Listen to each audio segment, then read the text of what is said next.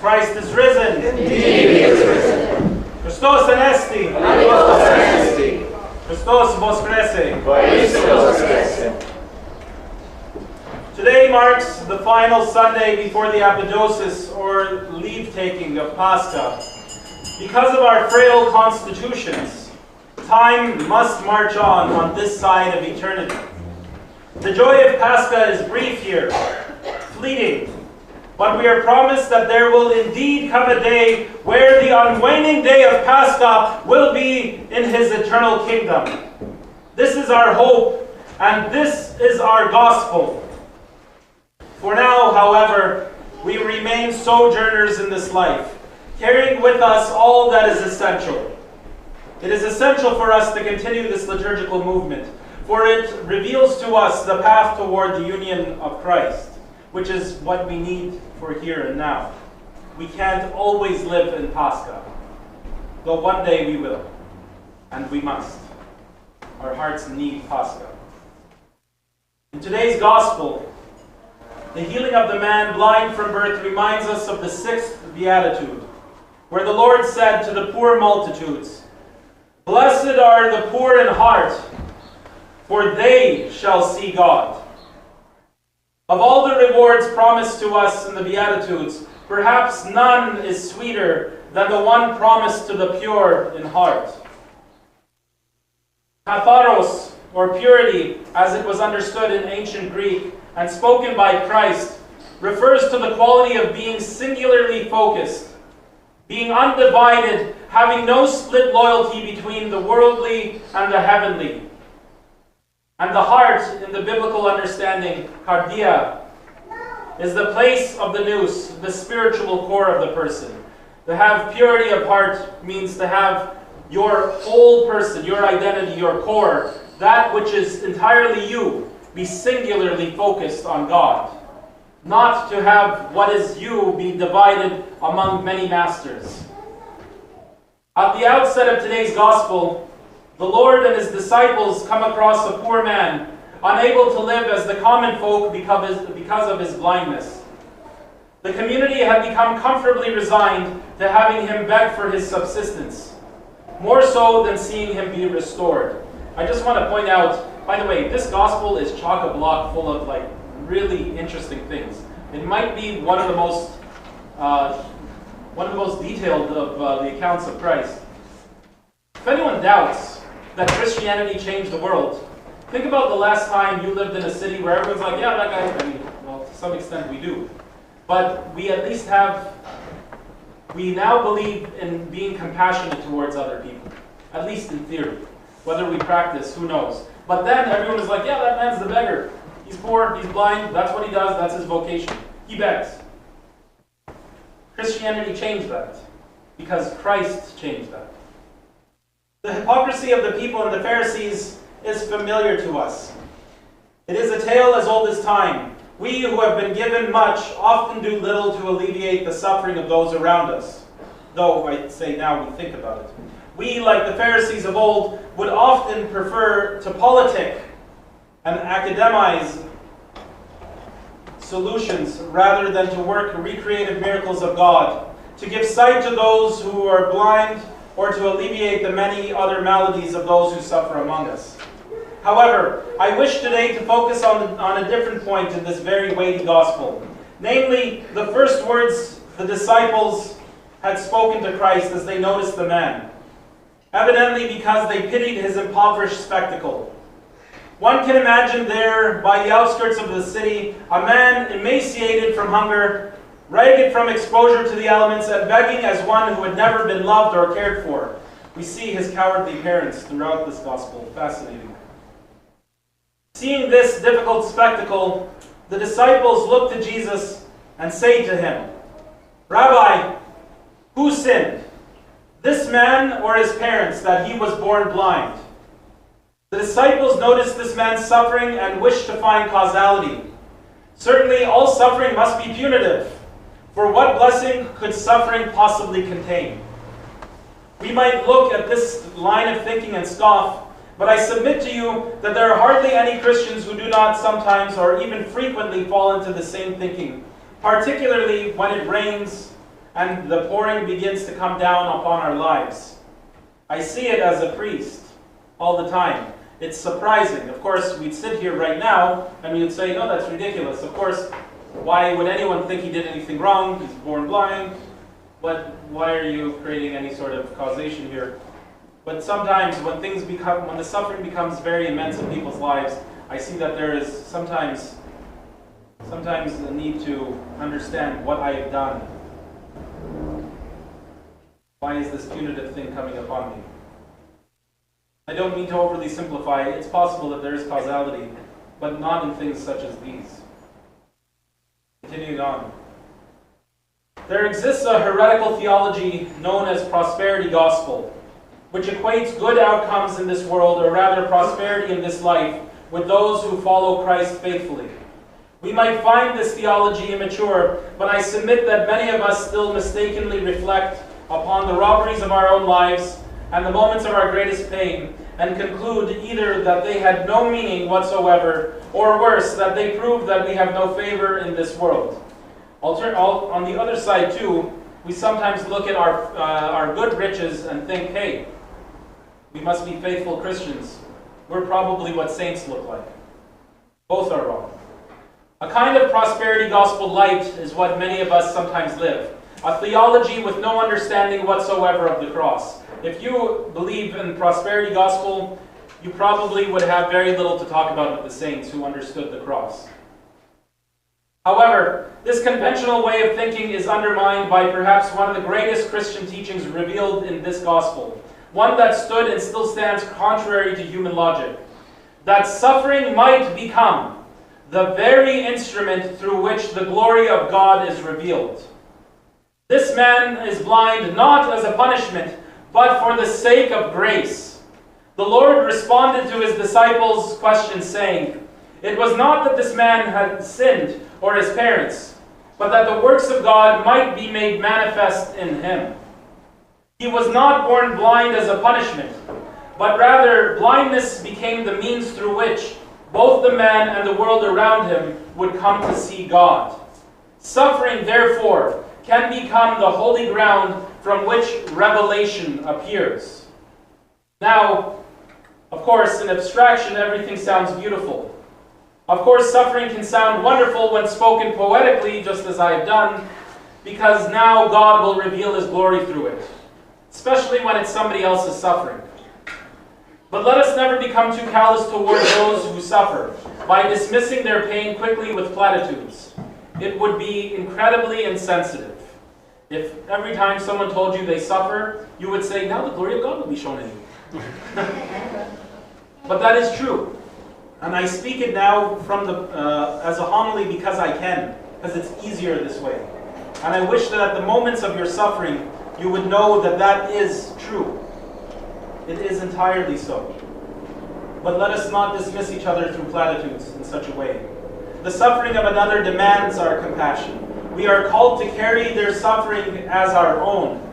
Like elders attuned to their own former wounds, we begin to see the suffering of the world around us and have come to minister to it. We help others navigate these raw moments and journey with them toward life, and then they themselves will become inductees into the elders of suffering, as it were. And if they are allowed communion with God in the midst of it, they may one day use their suffering to bless those around them, gracefully and often without many words. It is therefore my belief that the greatest spiritual mothers and fathers of this world are often those who have been given the heaviest burden, and in their suffering they have encountered God. Those who have suffered deeply and offered that suffering up to Christ often minister not from theory, but from experience. Any other kind of spiritual service can so easily become laden with vanity, abstraction, and self-aggrandizement. A poor man who suffers from loneliness and a myriad of mental health struggles once gave me a note that I keep safely in our family prayer corner. The entirety of the note was a quote from St. Paisios of Mount Athos, which reads, this is one of the most beautiful things. I don't carry many quotes surrounding my prayer corner, but this one I do, and I will keep it there forever. by the way, I'll digress just to give more context here. I'm sometimes fortunate as a priest to have these moments where strange things happen to me. And one of the strange things that happen to me sometimes is that people will come up to me and give me prophetic things. They just do it. Why? I don't know. But I didn't know that people did this to priests. I never did this before I became one. But this individual who's in my life will, the first time he gave me an envelope, he's a very poor man, I thought he was giving me money for being with him. We went out for coffee, and at the end of our time having coffee, he handed me an envelope, and I'm like, okay, priesthood's great, but not that great. Okay, I'm not going to take money from hanging out with you. This doesn't make any sense. But he didn't understand that I thought inside that envelope was money. So he was surprised that I was refusing it. Anyways, after a few moments of us misunderstanding each other, I took the envelope. I guess I was going to run away with the money. This was going to be a really good coffee. I'm joking, by the way, please. But that is how I felt. And I somehow understood I don't think there's any money in this envelope. And then I opened the envelope, and he would write quotes by saints. Just one. And then now I look forward to this. He doesn't do this he doesn't do this so often, but every once in a while he'll come up to me and he'll quietly give me a note. And they are so profound. So profound. This one from Saint Paisios he gave me, and I keep it at my prayer corner. By the way, this is a very poor man who suffers from mental health issues. One who we would easily leave by the side of the city, and who would cry out. He wrote to me, and he, by the way, does not think along these lines. He doesn't say, Father, I'm a poor man, you know that I have mental health issues. He's never once talked to me like that. In fact, he thinks that he can take care of everything, if only the world was given to him. Anyhow, this is what he gave me. St. Paisios says, after our death, when we come face to face with Christ, we will understand the why and the how of our lives. And we will be told everything we went through in this world. Then, with all our power of our existence, we will say to him, thank you, my God, for allowing these things for me. I'll read that one more time. After our death, when we come face to face with Christ, we will understand the why and the how of our lives. And we will be told everything we went through in this world. Then, with all the power of our existence, we will say to him, thank you, my God, for allowing these things for me. Amen. I was given this word of benefit from a man who tastes suffering daily, not merely on occasion or as a distant memory. In our wounds it is in our wounds that we may either proudly slink inward, consumed by bitterness and self-pity, or instead offer those wounds up to Christ and give thanks that God remains sovereign and glorified even in the midst of unspeakable suffering. We now speak glowingly of such saints as Maria of Paris, but only a saint could endure the horrors of Ravensbrück and continue radiating Christ even there. We laud the torture and the solitary confinement endured by Father Roman Braga, but let us not forget what unimaginable horror that truly was. Their sanctity was not theoretical. It was forged in suffering that was united to Christ. On the day that this poor man received his sight, he beheld God. I wonder if he was given the choice never to be blind, to have all the opportunities of his peers, to be one of those people that would pass him by, or instead be blind from birth, live as a beggar, be rejected even by his own parents, yet ultimately encounter Christ and receive sight from him. Which do you suppose he would have chosen at the end of his life, if he could choose at the beginning? Certainly, we might imagine that having beheld Christ, he would choose exactly as God ordained, that he would see Christ after so many years of pain and suffering, and then receive his sight. But we are not always so fortunate as to choose. We are instead asked to remain faithful to the Lord even when suffering continues to mount higher and higher. Saint Maria of Paris never saw the outside of that concentration camp after her arrest. Yet, here we are today, beneath her maternal love, still learning the ways of salvation through her witness. Not all suffering will immediately reveal its meaning. Nevertheless, it remains right and worthy to look toward God, trusting that either now or in the later, He will allow us to see Him, and that He Himself will become our Redeemer, because He is the pearl of great price, worthy of counting all things as nothing in order to acquire Him. This spiritual understanding requires ongoing discipline, however. It cannot simply be summoned all at once after a life of half-hearted Christianity. It is therefore good to learn to thank God both for all that one has and for all that one lacks. I've told you perhaps this in Coptic culture, but whenever they say, "Let us give thanks to God" in Coptic prayer, you'll see Copts kiss the inside of their hand for the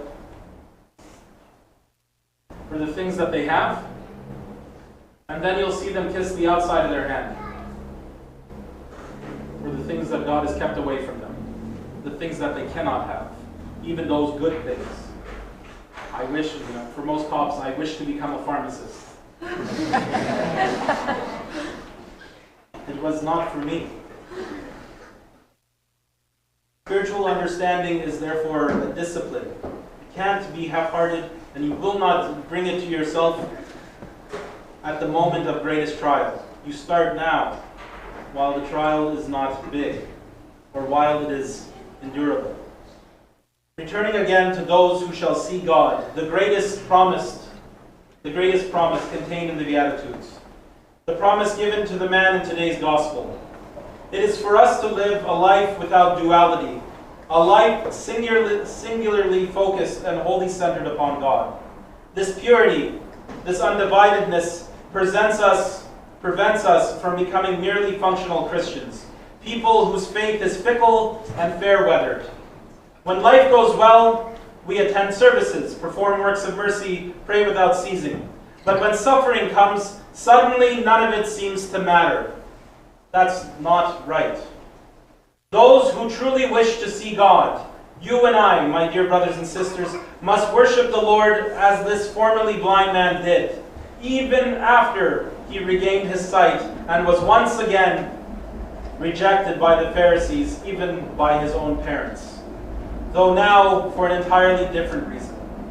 If we live our spiritual lives dependently merely upon our feelings at any given moment, we will surely miss the grace that suffering may bring both to us and to those around us.